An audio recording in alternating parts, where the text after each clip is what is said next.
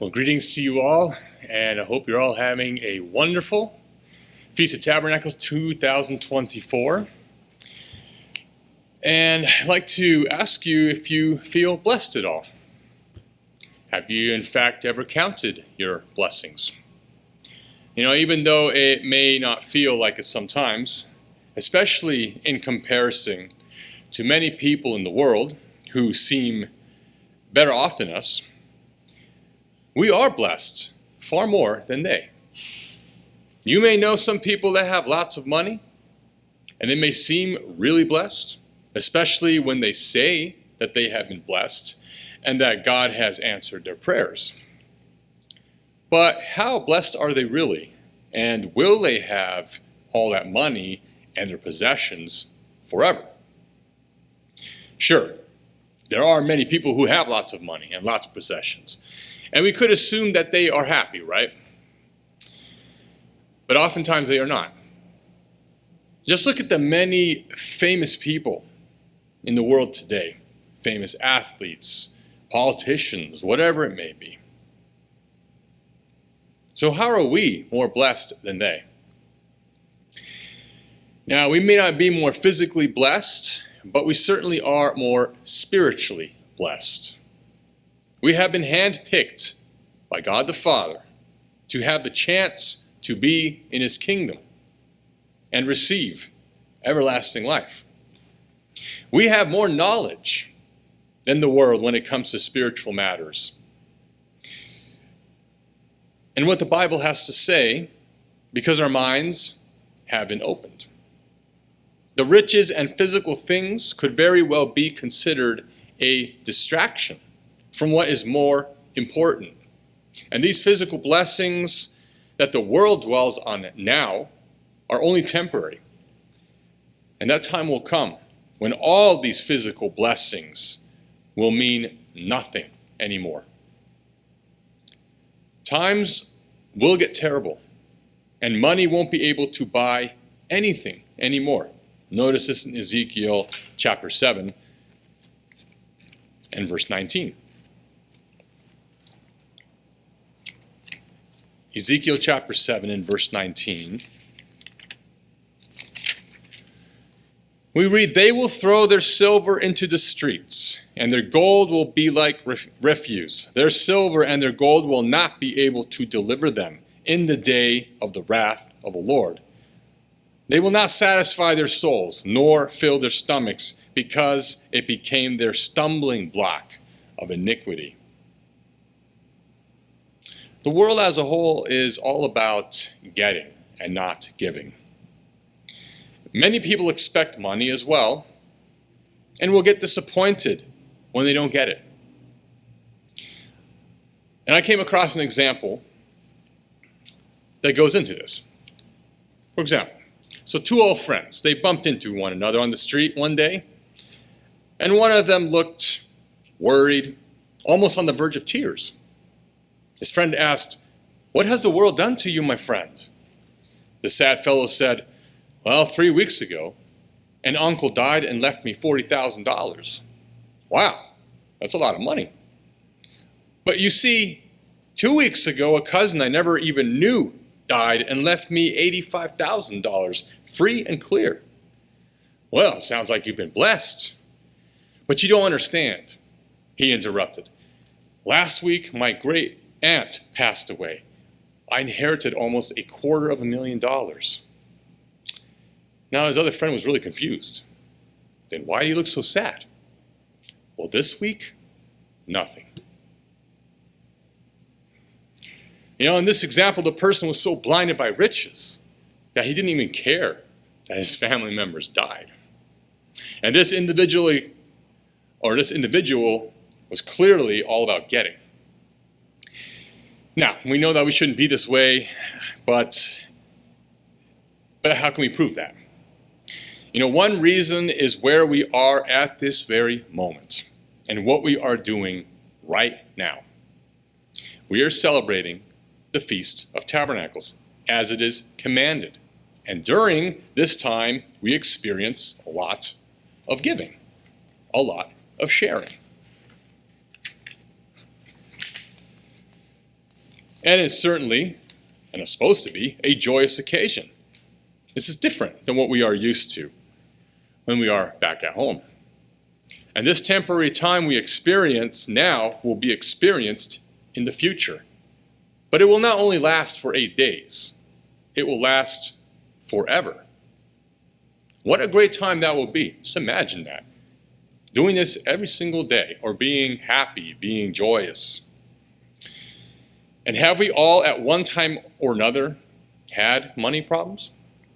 Maybe we have money problems right now. Those who don't have enough may struggle at times with spending habits and making sacrifices.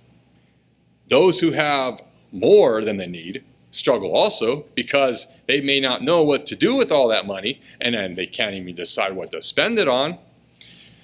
Now, if this does refer to somebody I'm speaking to here or who are listening to me, then you have my contact information, and I will gladly share some insight about what you could do with your money. No, I'm just kidding. But again, have you ever tried to count your blessings? Have you ever realized just how much more blessed we are than not? If we live God's way and do what God says, there will be no reason for us not to be blessed, right? Yes, we go through trials because God tests us to see just how strong we are and just how willing we are to keep His law. These trials that we go through may be difficult at times, but as we read and hear about so often, they are not too difficult for us to handle. God knows that. Do we know that? Remember, if we get through these trials, we get rewarded for them with blessings. It may not seem like it right at first, but in due time, you will see it. And this is only the beginning. We will have blessings far more than we can ever imagine. Blessings that no one on this earth has ever experienced. Even the richest person on this earth. Or those who are just well off. How many people in the world today can really say that? At times it may be a little difficult to comprehend this, but history has shown through the Bible how several people have been blessed so tremendously. And all it took was faith in following God's instruction. Let's look at Abraham. God followed through with His promises to Abraham for what he had done. And I would like for us to put ourselves in his situation, in a position that he went through as we go through his life. So let us begin with Genesis chapter 12 and verse 1, where God starts off with a vital test to see if Abram was going to obey him. Genesis chapter 12, verse 1. Now the Lord had said to Abram, "Get out of your country, from your family, and from your father's house to a land that I will show you." Has this not happened to some of us? Have we had to move away from our parents when we were called, perhaps out of the country or out of the state, not knowing what would happen when we moved? Verse 2, God says, "I will make you a great nation. I will bless you and make your name great, and you shall be a blessing." Verse 3, "I will bless those who bless you. I will curse him who curses you. And in you all the families of the earth shall be blessed." So, yes, of course, he would be rewarded for following God's instructions. Continuing verse 4. "So Abram departed as the Lord had spoken to him, and Lot went with him. Abram was 75 years old when he departed from Haran. Then Abram took Sarai his wife, and Lot his brother's son, and all their possessions that they had gathered, and the people whom they had acquired in Haran, and they departed to go to the land of Canaan. So they came to the land of Canaan." Verse 6. "Abram passed through the land to the place of Shechem, as far as the terebinth tree of Moreh, and the Canaanites were there in the land," or were then in the land. Verse 7. "The Lord appeared to Abram and said, 'To your descendants I will give this land, and there he built an altar to the Lord who had appeared to him. In verse 8, he moved from there to the mountain east of Bethel, and he pitched his tent with Bethel on the west and Ai on the east. There he built an altar to the Lord and called on the name of the Lord. So Abram journeyed, going on still toward the south. As we can see, he did have faith in God in this matter. However, he was still human, and his faith was not as strong in other matters, as we will read next. And we have all been there before as well. Haven't we tried to put matters into our own hands rather than putting it in God's? Sometimes even forgetting about God at that moment. Not intentionally, for it is within our human nature. But notice in verse 10, now there was a famine in the land, and Abram went down to Egypt to dwell there, for the famine was severe in the land. It came to pass, when he was close to entering Egypt, that he said to Sarai his wife, indeed, I know that you are a woman of beautiful countenance. Verse 13, therefore it will happen, when the Egyptians see you, that they will say, this is his wife, and they will kill me, but they will let you live. Please say you are my sister, then it may be well with me for your sake, and that I may live because of you. Verse 14, so it was when Abram came into Egypt that the Egyptians saw the woman, that she was very beautiful.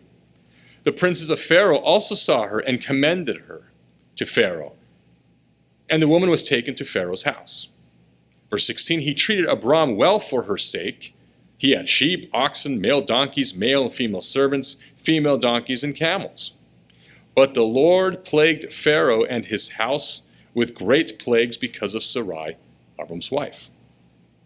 Verse 18, and Pharaoh called Abram and said, what is this that you have done to me? Why did you not tell me that she was your wife? Why did you say she is my sister? I might have taken her as my wife. Now therefore, here is your wife, take her and go your way. Verse 20, so Pharaoh commanded his men concerning him, and they sent him away with his wife and all that he had. God clearly identifies Sarai as Abram's wife. Seemed like a good plan to Abram to obviously to save his life in this instance here, but obviously it was wrong. And he did it because of fear. Where was his faith and trust in God here? Let's continue on in chapter 13 and verse 1. Abram went from Egypt, he and his wife and all that he had, and Lot with him to the south. Now Abram was very rich in livestock, in silver, and in gold. See, he was very well off physically.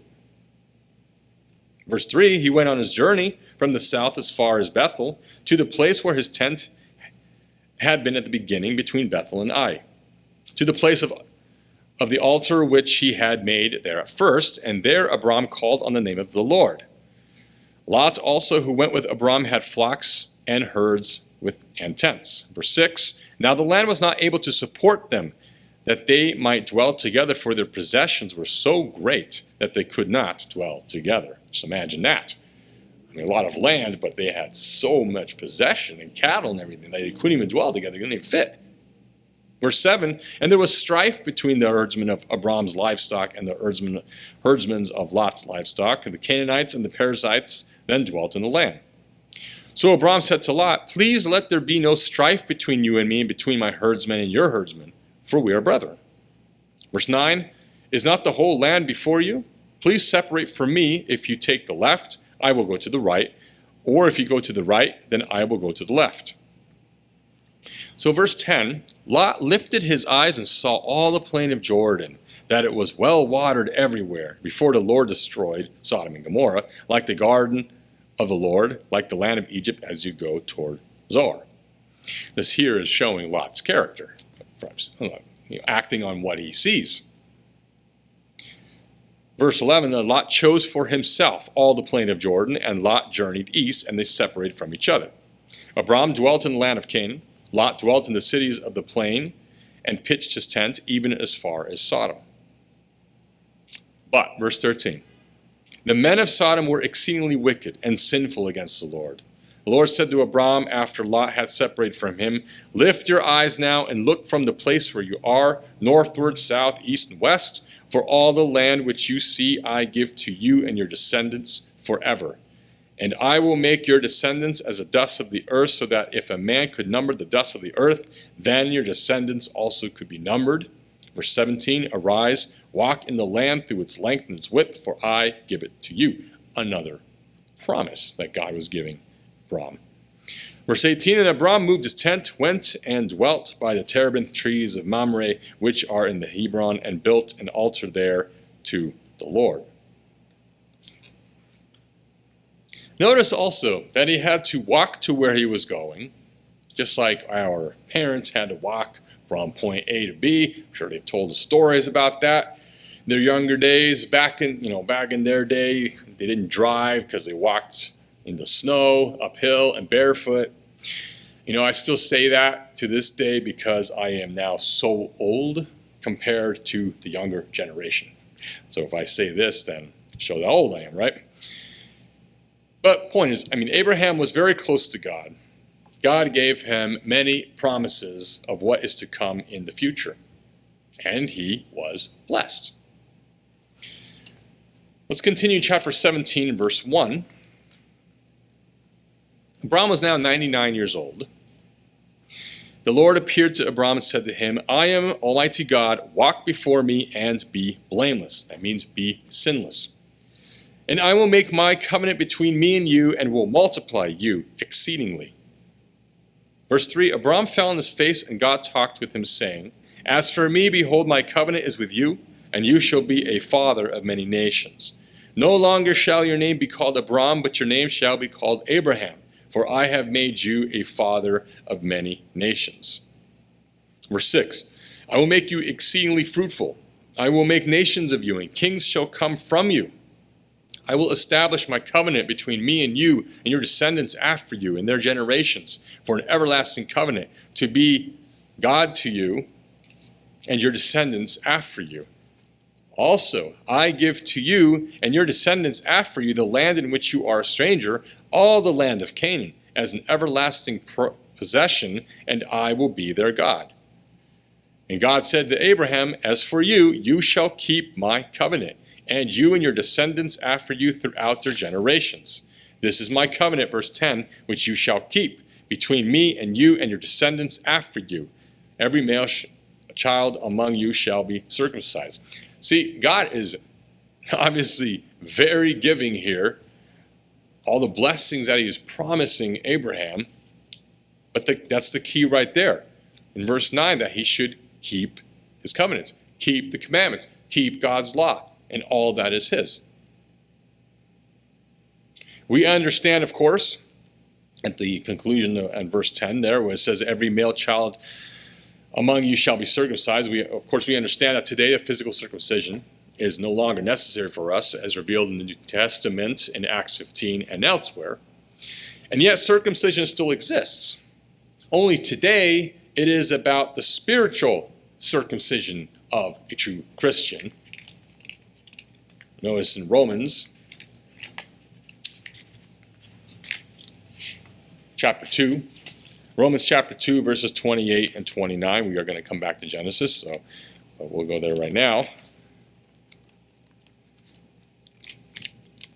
To make that point I was referring to, Romans chapter 2, verse 28.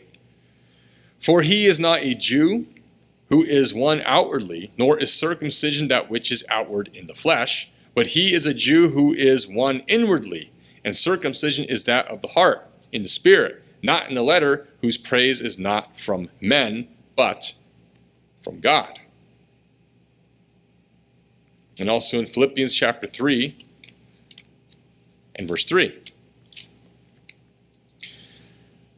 "For we are the circumcision, who worship God in the Spirit, rejoice in Christ Jesus, and have no confidence in the flesh." There's the distinction here between the flesh and the Spirit.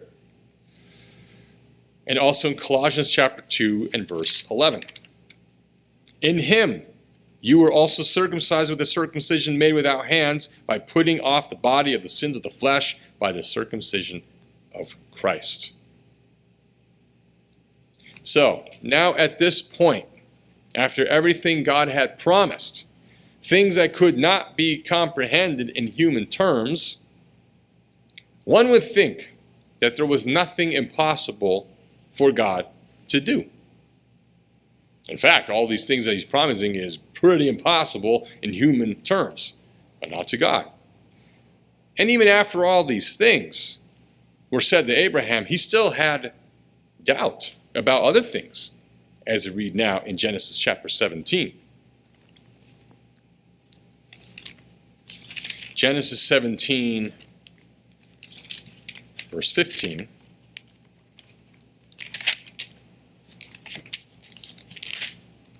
Genesis 17, starting verse 15, God said to Abraham, As for Sarai your wife, you shall not call her name Sarai, but Sarah shall be her name.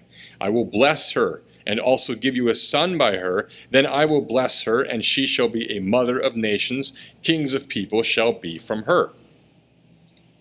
Now what was Abraham's response to this in verse 17?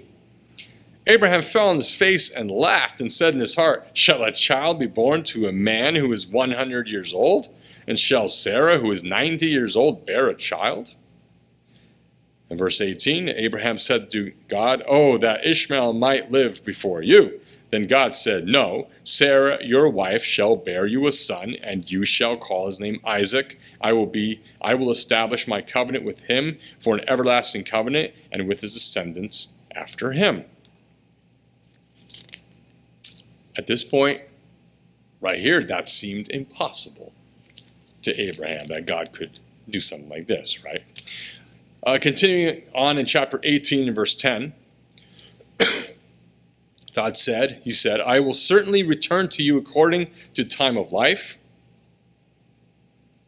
And behold, Sarah, your wife, shall have a son. So Sarah was listening in her tent door, which was behind him.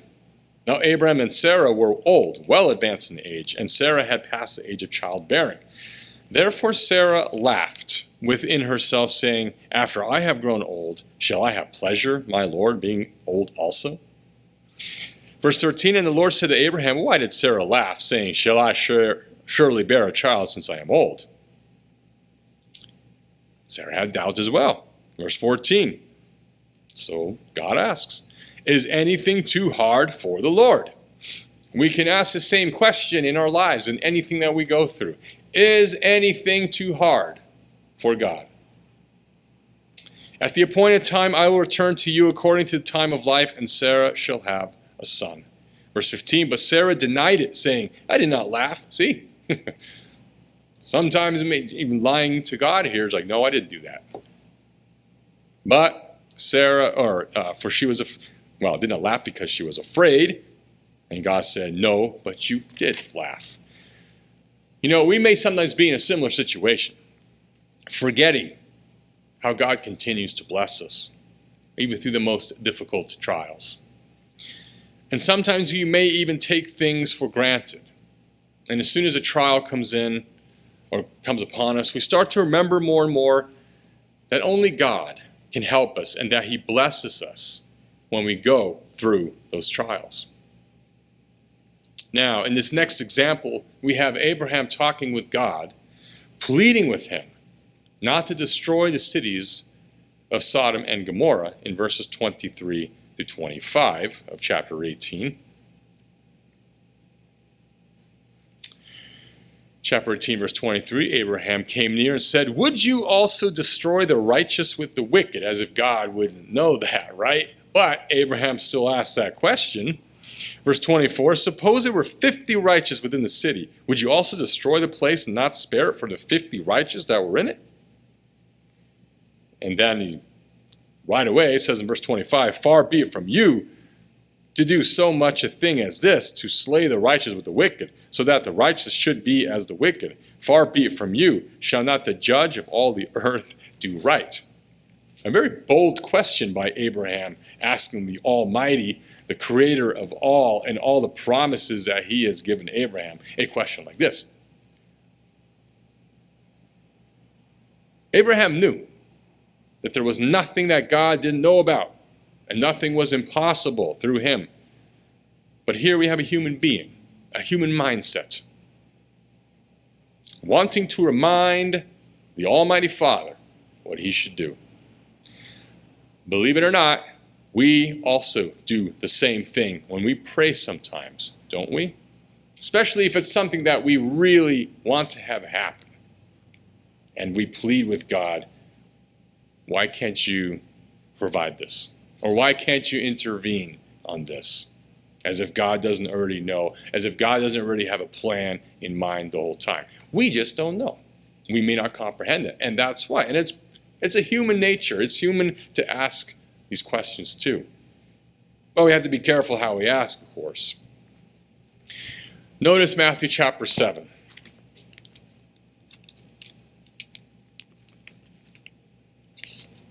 Matthew chapter 7, verse 7. Ask, it will be given to you. Seek, you will find. Knock, it will be opened to you. For everyone who asks receives. He who seeks finds. To him who knocks, it will be opened. Or what man is there among you who, if his son asks for bread, will give him a stone? Verse 10, or if he asks for a fish, will give him a serpent? If you then, being evil, referring to our carnal nature, our human mindset, know how to give good gifts to your children, how much more will your Father who is in heaven give good things to those who ask him? Don't we try to reason with God when there is something very important to us for God to understand?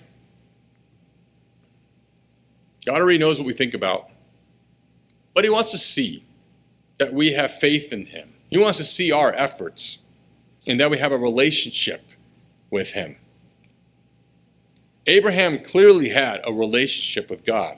And as the rest of the chapter continues, Abraham pleaded with God about saving the city. But then we read in chapter 18, verse 32.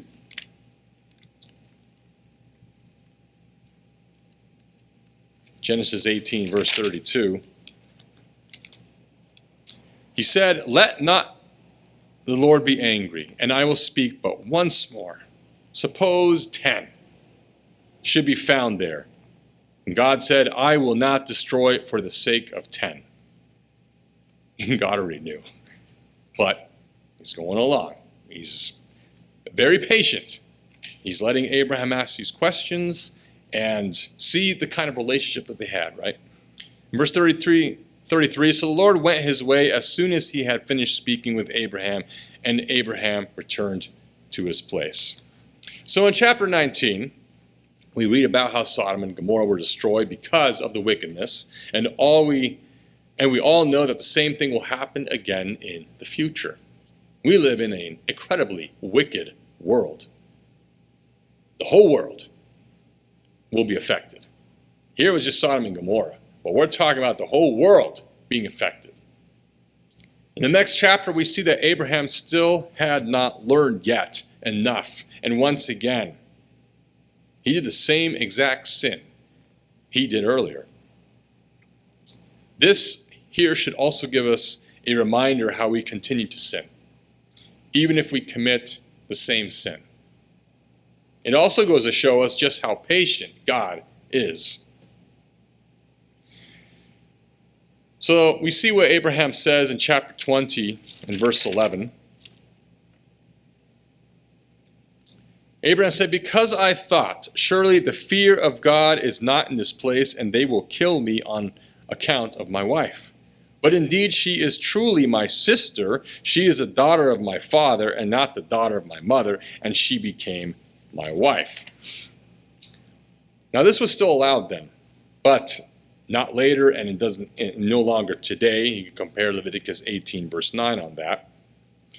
But in any case, this half-truth that Sarah was also his sister was a total lie, because it was not about her being his sister, but that she was his wife. And that was what Abraham concealed and then created a false impression through his misleading statement, and thus lied and persuaded Abimelech to take Sarah as his wife because she believed that she was Abraham's unmarried sister. Now, throughout Abraham's life, he had been tested. over and over again, just as we are continuously tested. And his faith would be described in chapter 22, verses 1 through 3. Genesis 22 and verse 1. It came to pass after these things that God tested Abraham and said to him, Abraham, and he said, Here I am.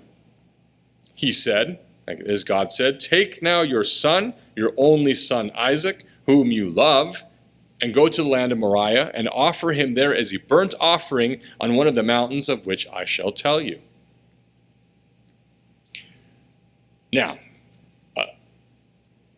quite a test. A trial like this, any ordinary, let's say ordinary person would hear it as like, forget that, I'm not doing that. But what did Abraham do? Verse 3, he rose up early in the morning and saddled his donkey, took 2 of his young men with him and Isaac his son, and he split the wood for the burnt offering and arose and went to the place of which God had told him. Sure, certainly, there was a lot of things going on in his mind, things like, what is God doing now? But if he still remembered what God had promised before of all these things, leaving a country, not knowing where he was going, putting his complete faith and trust in God, that he will lead the way and intervene on his behalf, wouldn't the same thing apply here? Different test? Well, let's continue in verse 6. Abraham took the wood of the burnt offering and laid it on Isaac his son, took the fire in his hands and the knife, and the 2 of them went together. Verse 7, but Isaac spoke to Abraham his father and said, My father. He said, Here I am, my son. He said, Look, the fire and the wood, but where is the lamb for the burnt offering? Abraham said, and these are very interesting words he said here, My son, God will provide for himself the lamb for a burnt offering. So the 2 of them went together. So he had an answer here that God would provide in some other way. He had some kind of an idea here, because he also knows what God will and will not do, as I will explain. And then continuing on, Abraham said,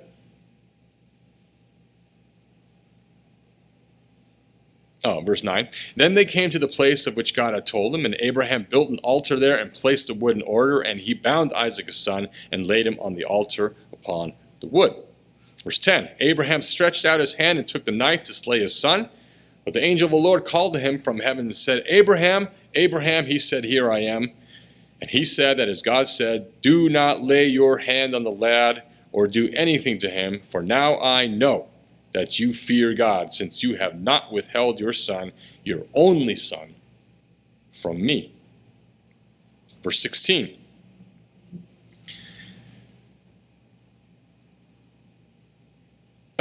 15, the angel of the Lord called to Abraham a second time out of heaven and said, By myself I have sworn, says the Lord, because you have done this thing and have not withheld your son, your only son, blessing I will bless you, and multiplying I will multiply your descendants as the stars of the heaven, as the sand which is on the seashore, and your descendants shall possess the gate of their enemies.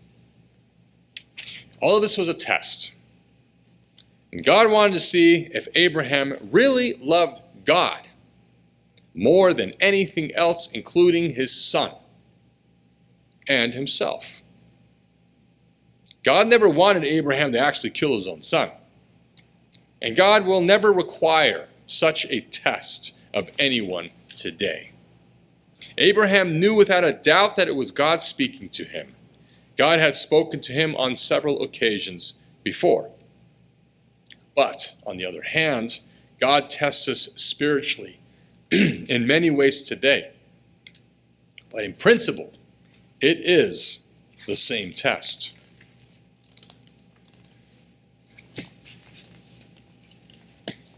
And we are tested a lot with even things that may be a weakness to us. And oftentimes that is a test that we go through on a continuous basis. And how are we tested in the same way that Abraham was tested? Well, notice Matthew chapter 10 and verse 37. Matthew chapter 10, verse 37. He who loves father or mother more than me is not worthy of me. He who loves son or daughter more than me is not worthy of me. This may mean having to literally isolate yourself from these people, depending on the circumstances, especially when compromise comes into play. Abraham was willing to obey God unconditionally because he knew that God could not lie. And God had promised him that Isaac would have descendants. But at that time, he had no descendants. So God had to fulfill his promise somehow. And we will see in a moment what Abraham believed, how he imagined the fulfillment of God's promise. May not have all the answers right away. Did not understand why God was having him go through these tests at that moment, like with everything else that we go through. But then we later understand what God had in mind and planned all along. Again, Abraham was blessed. And if we follow God, we too will be blessed, but continuously. And even though Abraham was not perfect, he pleased God in many things. And he really proved to God just how faithful he was towards the end of his life. And God does the same to us to see if we can pass. And he continues to test us to see how strong we are in our hearts. Notice 1 Thessalonians chapter 2, verse 4.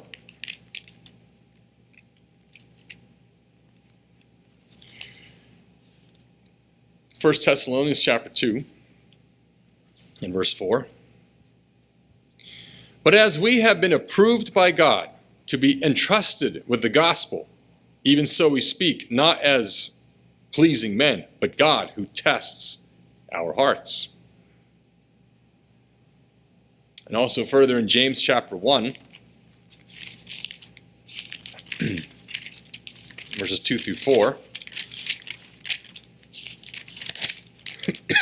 Excuse me. James chapter 1, verse 2. Familiar scripture, we refer to often. My brethren, count it all joy when you fall into various trials, knowing that the testing of your faith produces patience. But let patience have its perfect work, that you may be perfect and complete, lacking nothing. Always remember what blessings will come out of it when we pass the tests. And as God promised Abraham, he promises the same to us. We pass a test, we will be rewarded. To summarize what we have learned today with Abraham, let us read Hebrews chapter 11, verses 8 through 12. Hebrews 11, verse 8. By faith, Abraham obeyed when he was called to go out to the place which he would receive as an inheritance. And he went out not knowing where he was going. By faith, he dwelt in the land of promise, as in a foreign country, dwelling in tents with Isaac and Jacob, the heirs with him of the same promise. For he waited for the city, which has foundations, whose builder and maker is God. Verse 11, by faith, Sarah herself also received strength to conceive seed. And she bore a child when she was past the age, because she judged him faithful who had promised. Verse 12, therefore, from one man, and him as good as dead, were born as many as the stars of the sky in the multitude, innumerable as the sand which is by the seashore. A promise that went through. Verse 17, by faith, Abraham, when he was tested, offered up Isaac.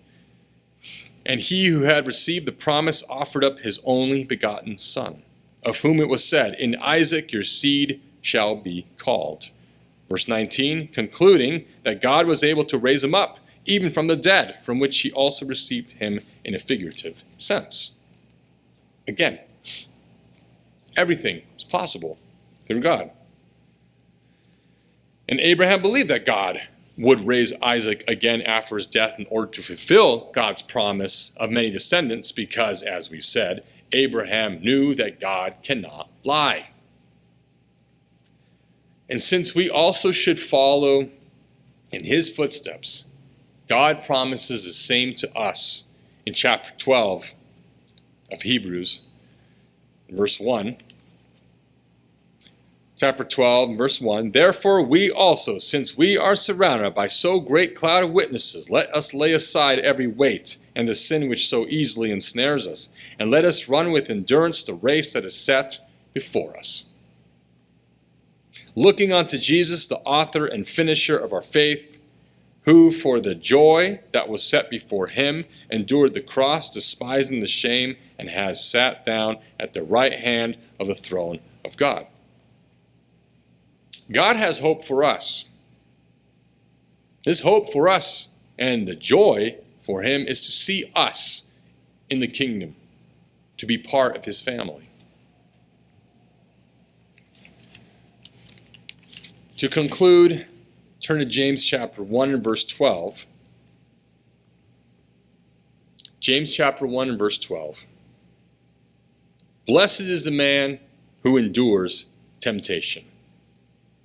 For when he has been approved, he will receive the crown of life, which the Lord has promised to those who love him. It says it right there. We endure, we will get the promise that he has for us. And this right here is a tremendous blessing for us, something that we should continue to strive for.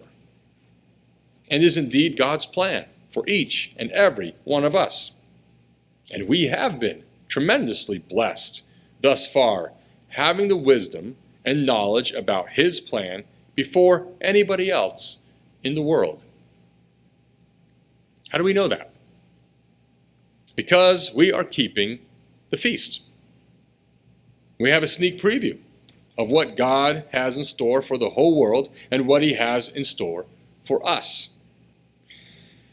The time will come when we won't be able to count our blessings because we will be blessed far more than can ever be imagined, and possibly far more than we can ever even count. Does that not sound appealing to us?